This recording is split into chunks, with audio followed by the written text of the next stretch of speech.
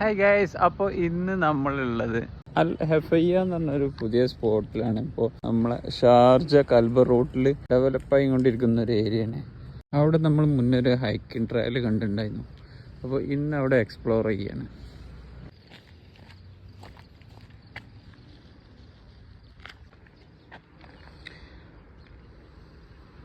അത്യാവശ്യം നല്ല ട്രയലാണിത്.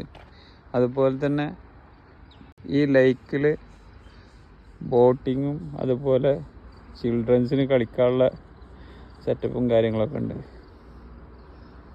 ഇവിടുന്ന് നമ്മളെ ട്രയൽ രണ്ടായിട്ട് മാറുന്നുണ്ട്. ഒന്ന് ഈസ്റ്റേൺ ഹൈക്കിംഗ് ട്രയലായിട്ടും ഒന്ന് നമ്മളെ ലൈക്ക് ട്രയലായിട്ടും.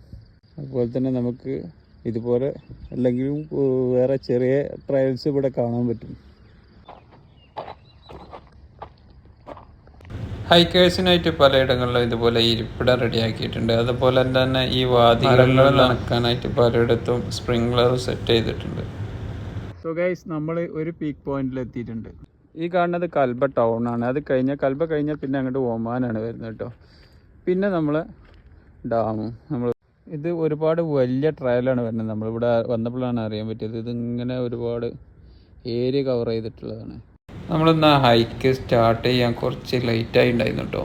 അതുകൊണ്ട് തന്നെ നമ്മൾ ഹൈക്കിങ് ചെയ്ത് കുറച്ചായപ്പോൾ തന്നെ വെയിൽ വന്നു തുടങ്ങി. പിന്നെ നമ്മൾ വല്ലാതെ ട്രാക്കിൽ നിന്നില്ല കേട്ടോ. പെട്ടെന്ന് തിരിച്ചിറങ്ങാൻ തുടങ്ങി. ഇതിൻ്റെ കറക്റ്റ് ലൊക്കേഷൻ വരുന്നത് ഷാർജ കൽബ റോട്ടിൽ നമ്മൾ മലീഹൊക്കെ കഴിഞ്ഞ് ടണലൊക്കെ കഴിഞ്ഞ് ഇടത്തെ ഭാഗത്താണ് വരുന്നത് കേട്ടോ. അപ്പോൾ എന്നാൽ ശരി, ടാറ്റാ ബൈ ബൈ.